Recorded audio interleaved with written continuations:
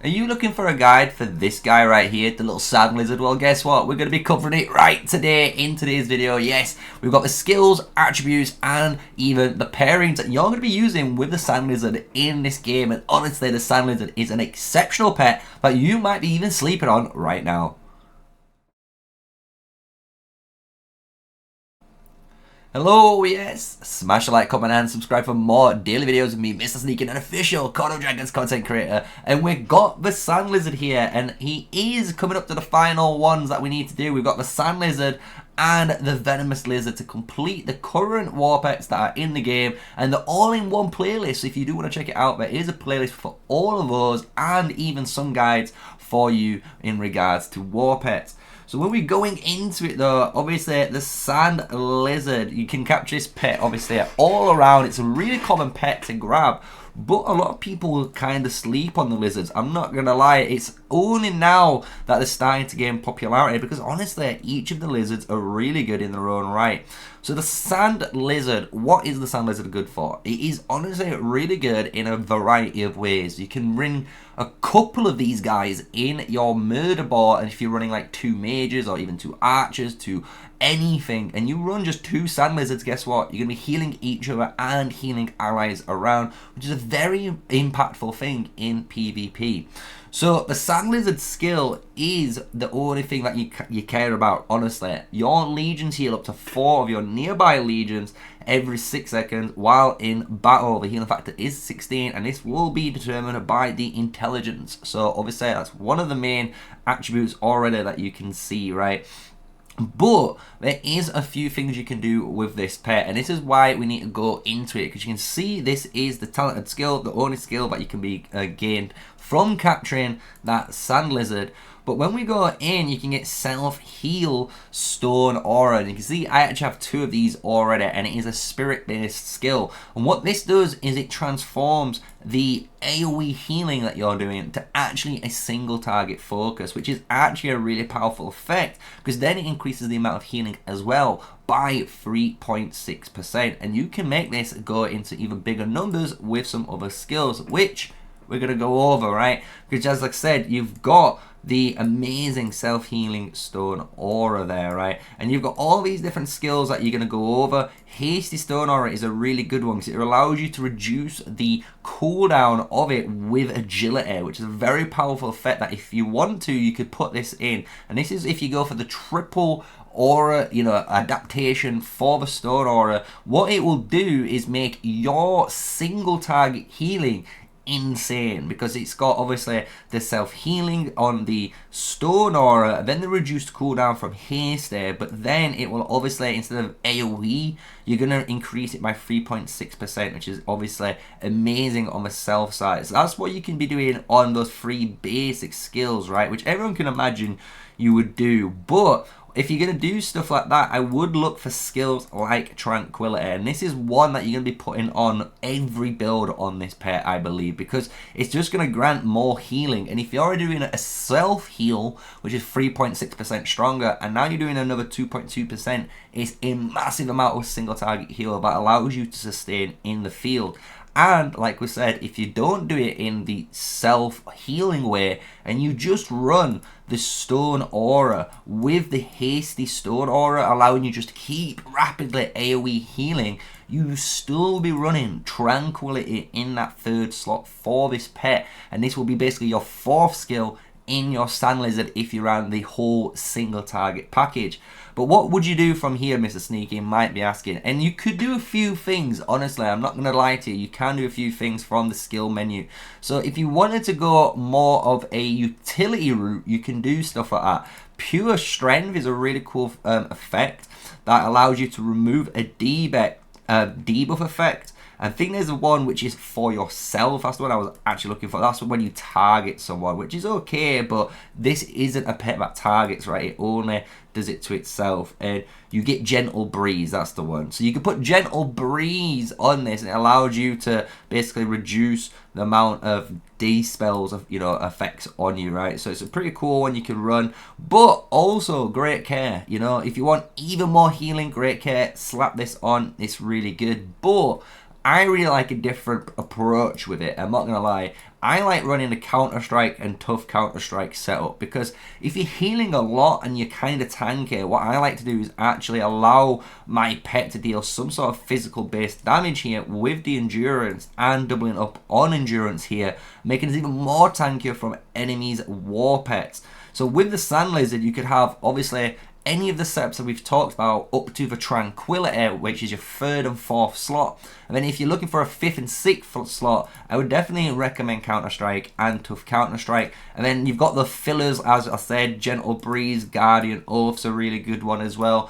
Great Care, a really good one you can put on. So there is nice little just filler ones that you could put on just to make your unit either tankier, you know, gain more Legion HP through Robust Body. There's so many different options you can do depending on the route you choose with that Sand Lizard, right? So if we were going down the main route, let's just say we're going to go for the single target one, you can tell we're going to need Spirit, we're going to need Intelligence, and when we look at Haste, we're going to need Agility. So that is the main things you're going to be looking for when you are rolling this Sand Lizard pet. You can see I've already got a really high Intelligence, which is good, but I need that Agility and I need that Spirit. So we're going to roll it live now and see if we can get a good pet so you guys can understand what we are looking for when it comes to a new pet, right? And what the attributes you are aiming for.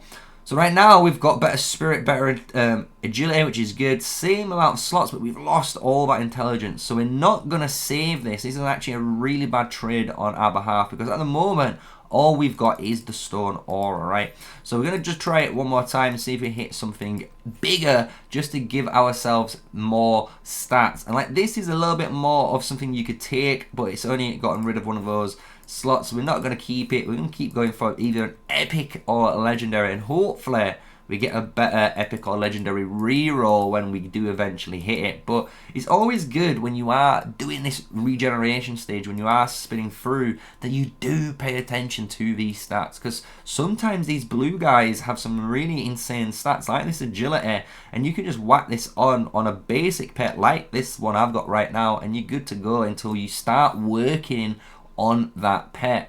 So for example, this could be a really good candidate now, right? Because now I could actually have 19 Spirit, 19 Intelligence. So I do sacrifice 4 points, but I get over 13 points in Spirit, allowing me to actually go for that self-healing, you know, build. But we're going to keep going. This would be something I'd save, but we've lost a skill slot too, so it kind of puts it out of my you know, criteria, if you want to say. So here we go with it, another epic, and this is a really bad epic again, so we're going to leave it for there, otherwise this video might not take too long in the regards. But hopefully now when we go to the Sand Lizard, you understand what you need to do for the skills.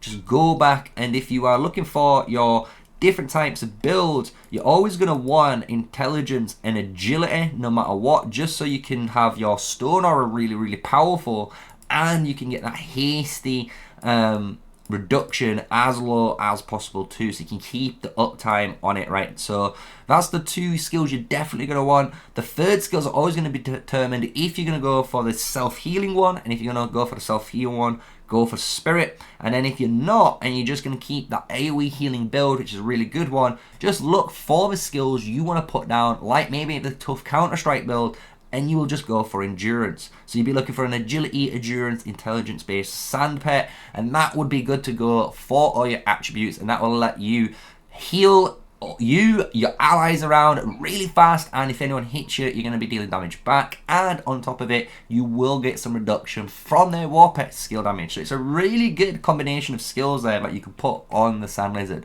So let's go into the hero pairings. So, when we come to the actual hero pairings for the Sand Lizard, it's actually the one outlier out of all the pets, because honestly, the more we've been using it, the more you just fall in love with this pet, because it is so versatile. The whole range and the way it works is, it's just purposely built for anything.